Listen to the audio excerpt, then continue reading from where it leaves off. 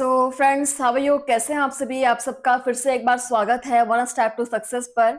And आप सभी का जो हम टेस्ट यहाँ पर कंटिन्यू कर रहे थे, पादप कार्यकी के टॉपिक्स हमारे चल रहे थे यहाँ पर, और इसको हम कंटिन्यू करेंगे आज के सेशन पे।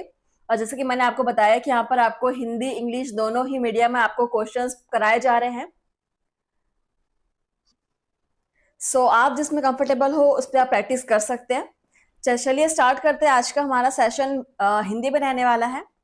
सो और हमारा यूनिट चल रहा है पादप कार्यकी, और इसका 34 नंबर क्वेश्चन है। इसके 30 क्वेश्चन हम पहले कर चुके हैं, पहले वाले सेशन में कर चुके हैं हिंदी के। चलिए स्टार्ट करते हैं। और पहला क्वेश्चन आपके सामने है 34 नंबर क्वेश्चन। दो कोशिकाएं ए और बी आसन्न है। कोशिका ए परासरण दाब 10 वायुमंडल, स्फीति दाब 7 वायुमंडल तथा विसरण दाब न्यूनता 3 वायुमंडल है। कोशिका बी का परासरण दाब 8 वायुमंडल, स्फीति दाब 3 वायुमंडल तथा विसरण दाब न्यूनता 5 वायुमंडल है। इसका परिणाम क्या होगा? दो कोशिकाओं के बारे में यहाँ पे जानकारी दी गई है। तो ऑप्शंस देखिए। जल का कोशिका बी से कोशिका ए में संचलन, जल में कोई संचलन नहीं, दोनों के मध्य साम्यावस्था, या जल का कोशिका ए से बी से संचालन। ए से बी में होगा यहाँ पर, ठीक है, में होगा।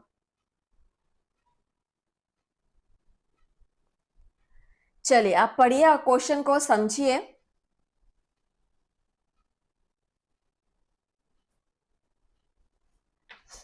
बहुत ही बेहतरीन क्वेश्चन है, और यहाँ पर सही आंसर होगा कोशिका ए से बी में संचलन हो जाएगा। Option D is correct.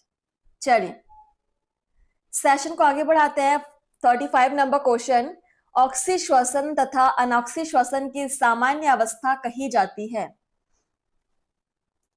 Try carboxylic अम्ल चक्र को, ऑक्सीडेटिव फॉस्फोरिलेशन को, एमडेन मेयरहॉफ पारनास को, क्रेब्स चक्र को।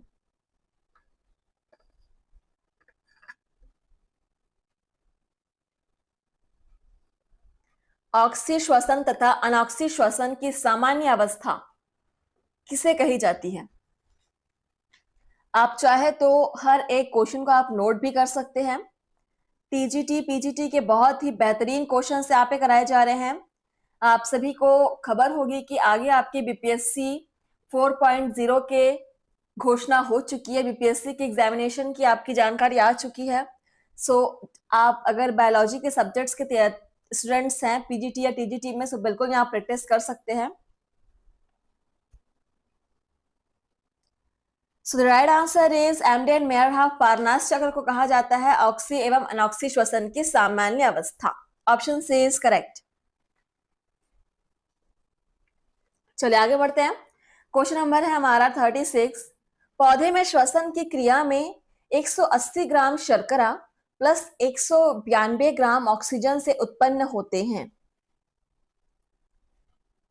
ऑक्सीकर निर्जलीकरण, ऑक्सीकर फास्फोरिलीकरण, ऑक्सीकर डिकार्बोक्सिलेशन, ऑक्सीकर डिहाइड्रोजिनेशन। क्लास की टाइमिंग सुबह 9 बजे है डेली। चलिए क्वेश्चन नंबर 36 कमेंट्स के थ्रू आप आंसर कर सकते हैं।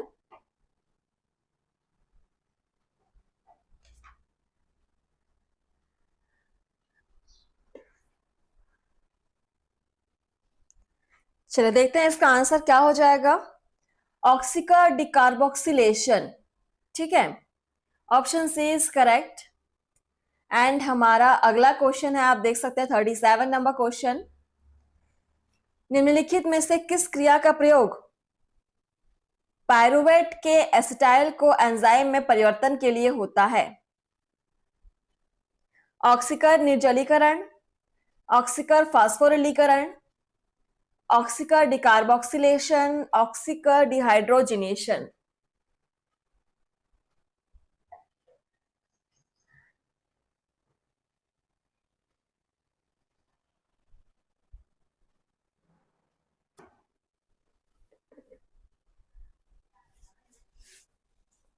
क्वेश्चन नंबर 37, जल्दी से आंसर कीजिएगा। द राइट आंसर इज ऑक्सीकर फास्फोरिलीकरण। ऑक्सीकर फास्फोरिलीकरण is right answer, option B is correct. Next question number पर बढ़ेंगे हम। 38 नंबर क्वेश्चन देखेंगे। उच्च ऊर्जा यौगिक है, केवल श्वसन में उत्पन्न होते हैं। वे यौगिक हैं जो एक्सर्गोनिक से एंडागोनिक क्रिया को संलग्न करते हैं। शर्करा के संदर्भ में होते हैं, जिनके ऑक्सीकरण से श्वसन में अधिक मात्रा में ऊर्जा मुक्त होती है। उस समय उत्पन्न होते हैं जब एटीपी अपने 2 फॉस्फेट समूह खो देता है।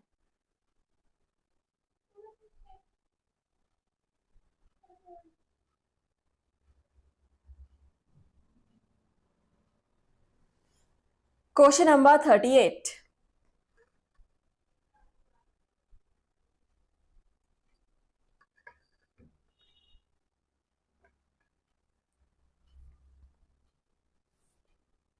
चलिए। उच्च ऊर्जा यौगिक वे यौगिक हैं जो एक्सोगोनिक से एंडोगोनिक क्रिया को संलग्न करते हैं। Option B is correct. चलिए, नेक्स्ट क्वेश्चन नंबर है 36। भूमि में नाइट्रोजन स्थिरीकरण के लिए सूक्ष्म स्वतंत्र अवायवीय जीवाणु होता है। Azotobacter, Streptococcus, Clostridium, rhizobium.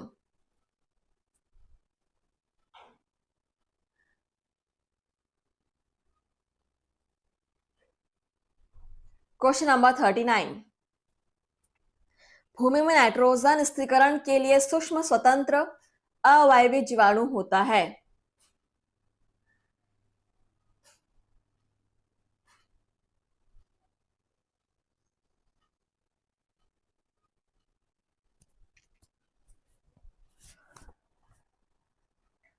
तो देखते हैं इसका आंसर क्या हो जाएगा।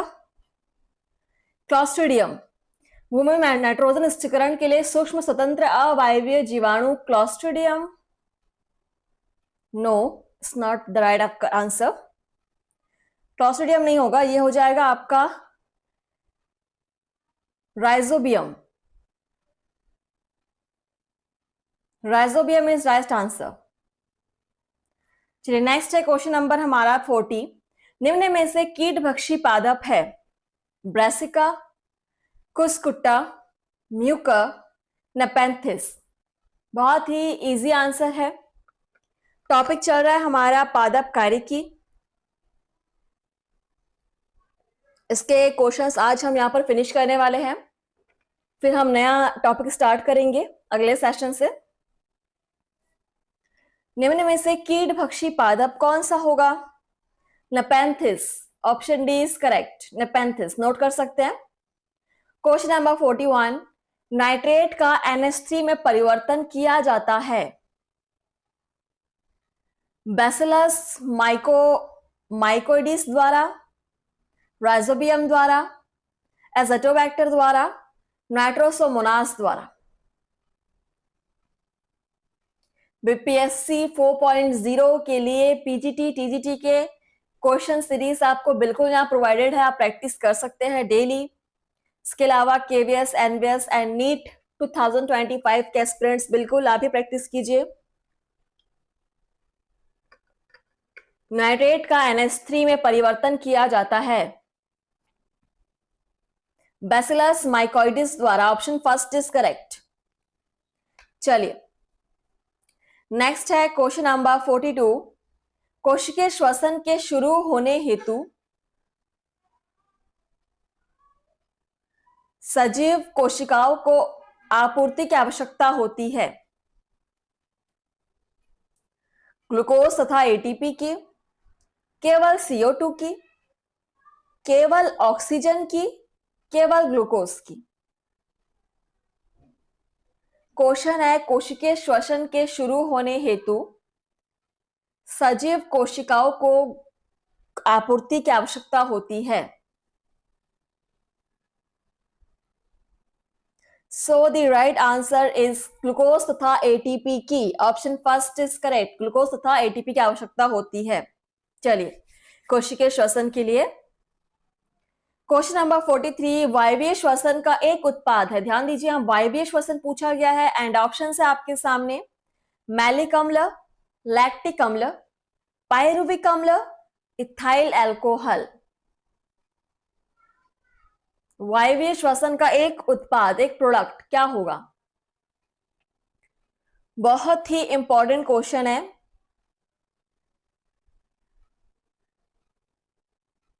मैलिक अम्ल। Option first is correct, malic अम्ल इज राइट आंसर। चलिए क्वेश्चन नंबर 44 देखिए, पादपों में श्वसन के अंतिम उत्पाद होते हैं मंड तथा ऑक्सीजन, H2O तथा ऊर्जा, CO2 H2O तथा ऊर्जा, शर्करा तथा ऑक्सीजन।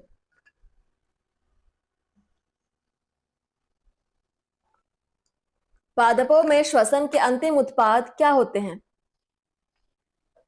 आप सभी क्लास को शेयर कीजिएगा एंड डेली क्लास अटेंड कीजिए friends.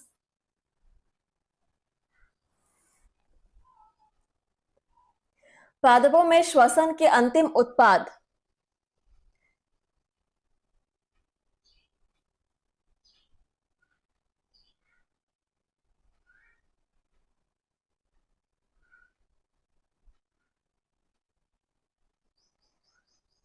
So the right answer is CO2 H2O plus ऊर्जा। पादपों में श्वसन का अंतिम उत्पाद बोला गया है, ठीक है, फोटोसिंथेसिस नहीं, श्वसन बोला गया है। So option C is correct. Question number 45, रात के समय वृक्षों के नीचे सोने की सलाह नहीं दी जाती क्योंकि ये रात्रि के समय CO2 छोड़ते हैं, ये रात्रि के समय ऑक्सीजन छोड़ते हैं, ए एवं बी दोनों, उपरोक्त में से कोई नहीं। और ये वाला जो क्वेश्चन है आप लोग बचपन से पढ़ते आ रहे हैं कि रात को किसी भी पेड़ के नीचे नहीं सोना चाहिए, तो रीजन क्या है?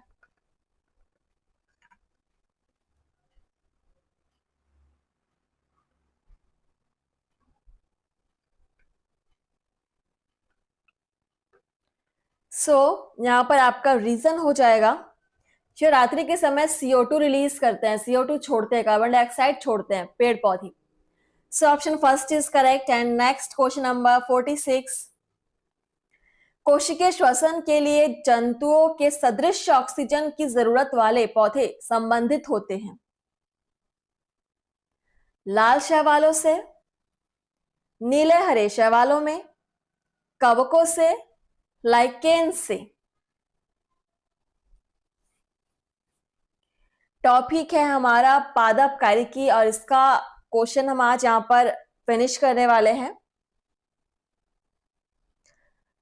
देखिए इसका आंसर क्या हो जाए, कोशिकीय श्वसन के लिए जंतुओं के सदृश ऑक्सीजन की जरूरत वाले पौधे संबंधित होते हैं।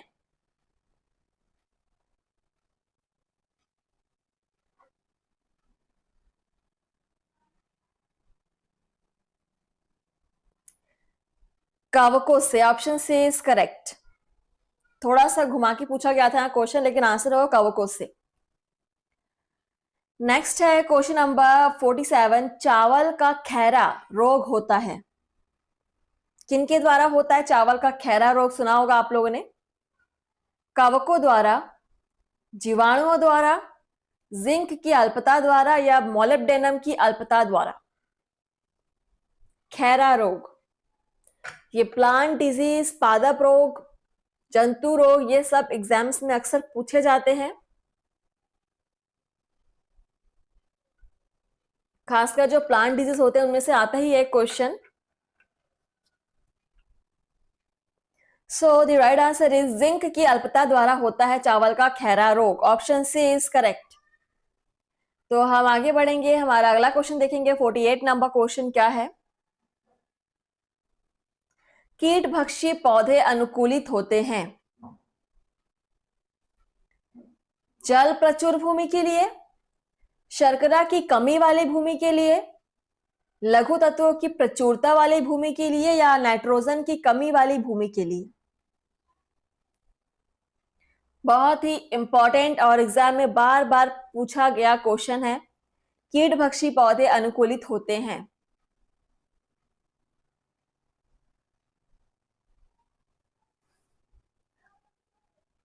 नाइट्रोजन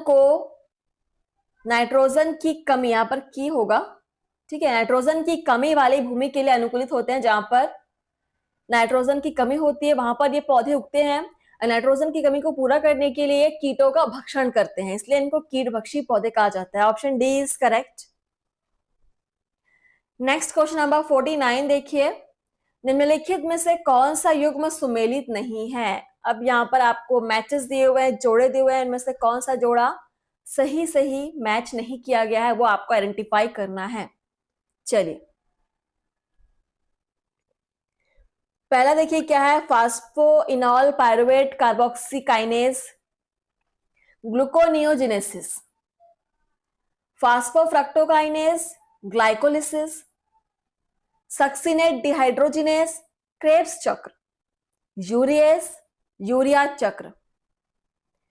4 ऑप्शन है और एक ऑप्शन यहां पर इनकरेक्ट है, गलत है, वो आपको आइडेंटिफाई करना है।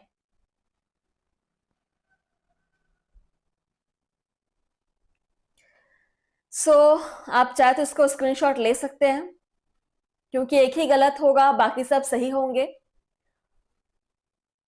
यहां पर हमारा जो इनकरेक्ट यानी कि जो जोड़ा गलत है वो है आपका फास्फोइनॉल पायरुवेट कार्बोक्सीकाइनेज ग्लूकोनियोजेनेसिस से संबंधित नहीं है। ये जोड़ा यहां पर बिल्कुल गलत है, ऑप्शन फर्स्ट। चलिए, क्वेश्चन नंबर 50 देखिए क्या है, दिए गए युग्मों में कौन सी सुमेलित युग्म नहीं है? अगेन आपका same type of question, 4 options में एक जो है वो करेक्टली मैच्ड नहीं होगा।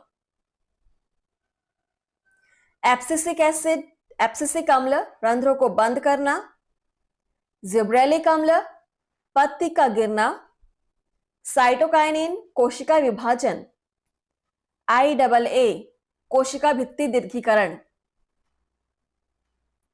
और IAA का मीनिंग मैंने बताया हुआ है पहले भी सेशंस में, indole acetic acid, indole acetic अम्ल।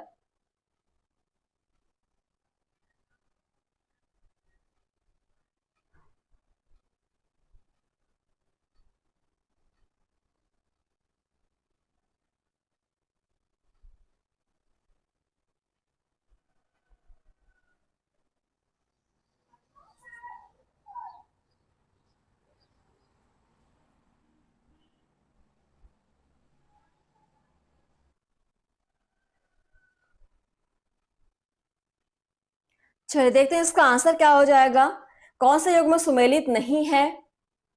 इसको भी आप नोट कर सकते हैं, क्योंकि बाकी 3 ऑप्शंस बिल्कुल सही होंगे, केवल एक ही गलत है। तो जिब्रेलिक अम्ल पत्ती का गिरना से संबंधित नहीं है, सो ऑप्शन बी यहां पर सुमेलित नहीं होगा, ऑप्शन बी इज करेक्ट। चलिए आगे बढ़ते हैं। अच्छा, यहाँ पर आपका फिर से एक मैच द कॉलम, अब यहाँ पर आपको मैच करना है। ये वाला क्वेश्चन मुझे बहुत अच्छा लगता है। देखिए, सूची फर्स्ट और सूची सेकंड में देखते हैं। फ्लोएम जल का संवहन, जाइलम पादप उत्तक का सुरक्षा कवच, काष्ठ खाद्य पदार्थों का संवहन, कार्क पीएच द्वितीय जाइलम। अब इनको मैच करना है फ्रेंड्स, तो आप कोशिश कीजिए मैच करने की।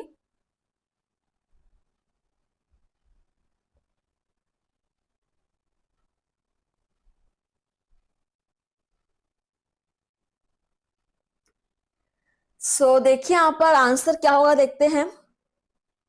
आप मेरे साथ साथ मैच कीजिए। फ्लोएम, आप सभी को पता है फ्लोएम जो है वो पौधों में खाद्य पदार्थों का संवहन करता है, ऑप्शन 3 आ जाएगा। जाइलम जल का संवहन, सभी को पता ही था इसका आंसर। काष्ठ, काष्ठ जो है ये होता है आपका पीएच द्वितीयक जाइलम, और कॉर्क है आपका पादप उत्तक का सुरक्षा कवच। यहां पर आपका बनने वाला है 3142, 3142। आप चाहे तो इसका स्क्रीनशॉट ले सकते हैं, तब हम इसके कोड की तरफ बढ़ेंगे। चलिए देखिए यहाँ पर आपको दिए हुए हैं ऑप्शंस 3142 कहीं पर दिख रहा है आपको, बिल्कुल ऑप्शन डी में दिख रहा है। चलिए ऑप्शन डी इज करेक्ट। इस प्रकार से आपको सभी क्वेश्चन सॉल्व करने थे और आज हमने बहुत ही बढ़िया क्वेश्चन सॉल्व किए हैं। सो मिलेंगे आपसे नेक्स्ट सेशन में। जो हमारा टॉपिक था पादप कार्यकी, उसका यहाँ पर टॉपिक क्वेश्चंस खत्म होते हैं। नेक्स्ट हम स्टार्ट करेंगे हमारा अगला टॉपिक। तो चलिए मिलते हैं आपसे नए वीडियो में। थैंक यू फ्रेंड्स, धन्यवाद। वीडियो को लाइक शेयर कमेंट जरूर कीजिएगा।